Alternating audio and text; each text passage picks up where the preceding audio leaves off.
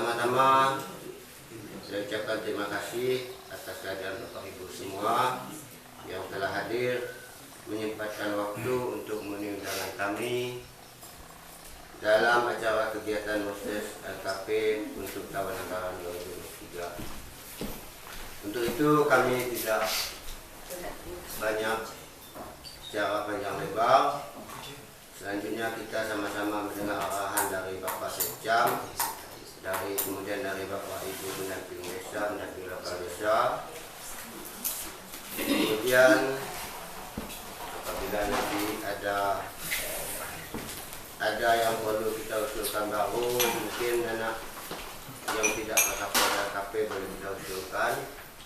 Kumpul yaitu di aula kantor desa Ampangau ini dalam rangka Musdis LKP tahun anggaran 2023 yang mana kita sama-sama mengharapkan mudah-mudahan di tahun 2023 adapun usulan kita dari tahun 2021 nak terkapur, mudah-mudahan di tahun 2023 itu bisa terkapur semua. Mungkin itu mana yang bisa aku sampaikan karena meningkatkan waktu. Kalau lebih aku mohon maaf. Tutup dengan lafaz wabillahi taufiq wal hidayah. Assalamualaikum warahmatullahi wabarakatuh. Kegiatan-kegiatan yang diprioritaskan oleh pusat itu masih seperti tahun 2022, cuma ada sedikit perbedaan. Kalau 2022 kemarin kita diprioritaskan untuk kegiatan PLTDD sampai 40%, ketahanan pangan dan hewani sampai 20%, PPKM 8%. Tahun ini memang ada penganggaran itu tapi tidak dipatok. Harus sekian persen, kecuali BLT maksimal 25. Itu pun masih ada kategori-kategori yang ditetapkan oleh pemerintah pusat. Nah, dalam hal ini nanti kami mengharapkan kepada desa hal-hal yang prioritas kegiatan pembangunan dalam FPJM yang tak bisa diakomodir tahun 2022 bisa diangkat kembali ke tahun 2023 selama itu memenuhi kriteria yang ditetapkan oleh pusat dalam Permendes. Ini yang kita harapkan. Terus yang kedua, ada prioritas-prioritas lain. Yang pertama, kegiatan 2023 ini harus melihat dari rekomendasi pendataan SDGs kemarin. Yang kedua, rekomendasi IDM. Dan yang ketiga, aspirasi masyarakat dalam RPJM DES. Nah, ada hal-hal lain yang kami lihat dalam Permendes itu, nanti teknisnya silakan dari pendamping desa atau pendamping lokal. Kalau kami melihat lebih banyak penekanan kepada pemberdayaan dan BUMDes. Terus yang penekanan yang kedua itu adalah masalah standing. Terus yang selanjutnya untuk penyusunan APBDes nanti karena akhir tahun biasanya kita ini perencanaan, muslis perencanaan, nanti ada muslis penetapan, ada lagi muslinbangdes untuk pengajuan muslinbang tingkat kabupaten bulan Februari. Desember sudah melaksanakan muslinbang. Kegiatan-kegiatan yang tidak bisa dianggarkan lewat DD, lewat dana desa, lewat APBDes bisa kita ajukan lewat muslinbangdes.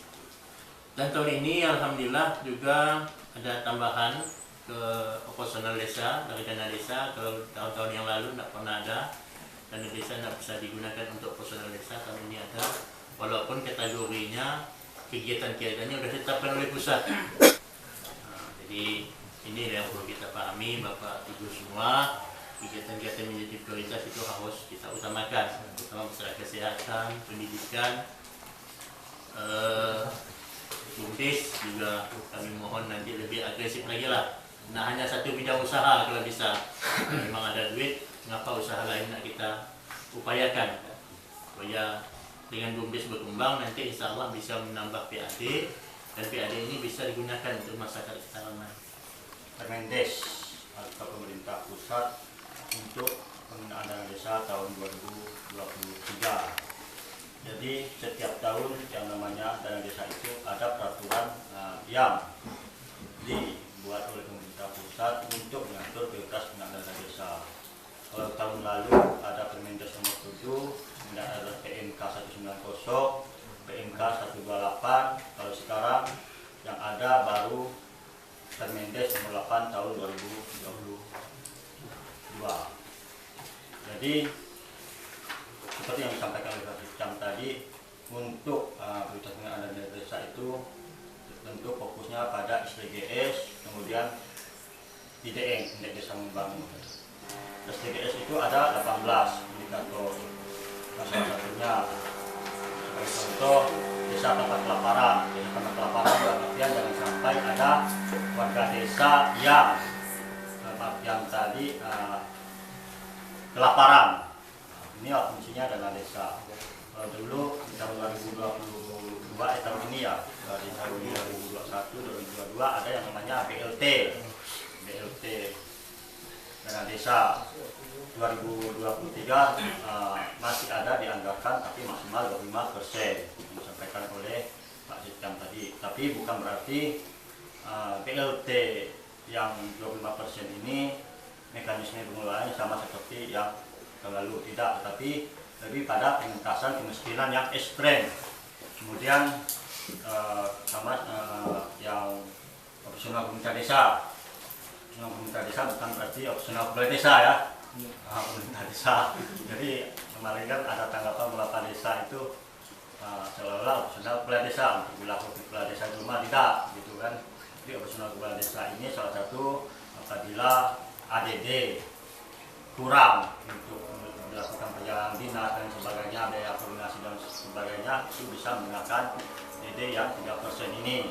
Kemudian untuk seperti yang disampaikan oleh Pak Hikam tadi, apabila ada warga kita yang kena musibah, sakit dan sebagainya, kekurangan dana untuk berobat dan sebagainya, itu bisa menggunakan dari 3% itu.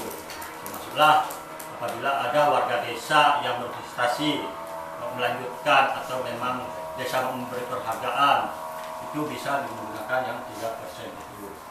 3% berarti dihitung dari jumlah pagu dana desa. Kemudian yang inti dari semuanya itu bagaimana kegiatan yang kita rencanakan, yang kita laksanakan di tahun 2023 itu haruslah memenuhi itu tadi yang di awal saya sampaikan, SDGs dan IDM.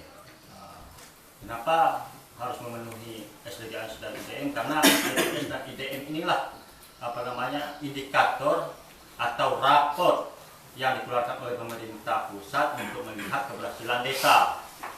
Artian dari apakah desa itu masih tetap seperti itu, misalkan apakah dia masih tetap maju atau mandiri atau berkembang, tertinggal atau sangat tertinggal. Disitulah dilihatnya. Kalau diurutkan ya sangat tertinggal, berkembang, maju dan mandiri. Unut kota tua yang banyak sejarahnya.